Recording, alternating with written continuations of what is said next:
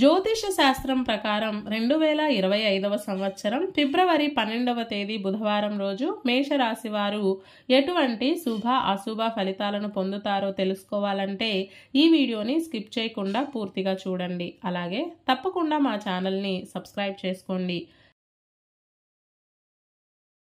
ఈ ఫిబ్రవరి 12వ తేదీ మాఘ పౌర్ణమి బుధవారం రోజు మేషరాశి వారు ఆర్థిక పరంగా చాలా జాగ్రత్తగా ఉండాలి. అప్పులకు తాకట్టులకు ఎంత దూరంగా ఉంటే అంత మంచిది. ఎంత అవసరం వచ్చినా సరే అప్పు చేయకపోవడమే శ్రేయస్కరం అవుతుంది.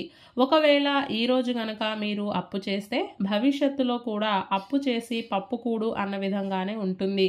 దయచేసి జాగ్రత్త వహించండి.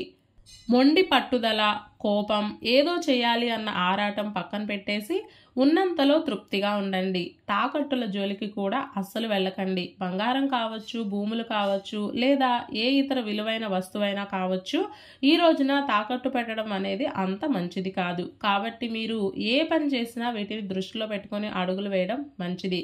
అలాగే ప్రయాణాలకు కూడా దూరంగా ఉండండి. తప్పనిసరి ప్రయాణాలు చేయాల్సి వస్తే మీరు మాత్రం డ్రైవింగ్ చేయకండి. ఇంకా స్పష్టంగా చెప్పాలంటే పబ్లిక్ ట్రాన్స్పోర్ట్ని ఉపయోగించుకోవడం మంచిది.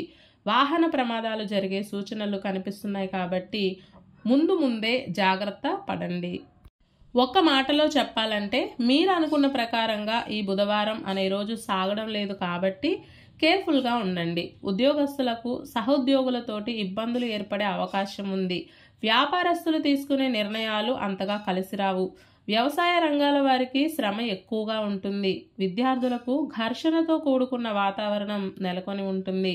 మొత్తం మీద మేషరాశి వారికి ఈ రోజంతా సాఫీగా సాగడం లేదు అని స్పష్టంగా చెప్పవచ్చు.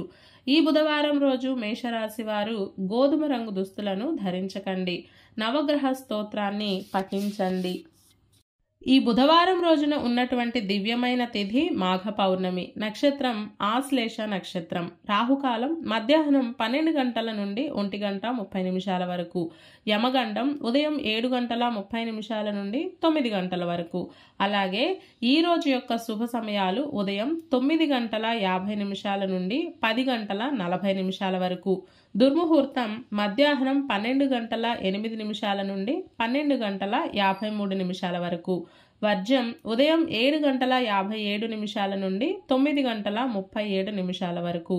ఈ రోజు యొక్క పంచాంగం ప్రకారం వివాహం, గృహప్రవేశం మరియు ఇతర సాధారణ కార్యక్రమాలకు కూడా అనుకూలంగా ఉంది. ఈ రోజంతా శుభప్రదంగా సాగడానికి లలితా సహస్రనామ స్తోత్ర పారాయణ చేయడం కానీ, తులసి దళాలను శ్రీ వెంకటేశ్వర స్వామి వారికి సమర్పించడం కానీ చేయాలి. ఈ రోజు చాలా మంచి రోజు. ఒకవైపేమో మాఘ పూర్ణిమ, అలాగే మరోవైపు పరమ పవిత్రమైన కుంభ సంక్రమణ పుణ్యకాలం రెండూ కూడా కలిసి వచ్చాయి. ఈరోజు కుంభరాశిలోకి సూర్యుడు ప్రవేశం చేస్తున్నాడు. దీనినే హరిపద కుంభకాలం అంటారు. ఈ పుణ్యకాలం మధ్యాహ్నం 12 గంటల 30 నిమిషాల నుండి సూర్యాస్తమయం వరకు ఉంటుంది. ఈ సమయంలో మనం చేసే నదీ స్నానాలకు, దానాలకు, పితృతర్పణాలకు, దేవతారాధనకు విశేషమైన ఫలితం ఉంటుంది.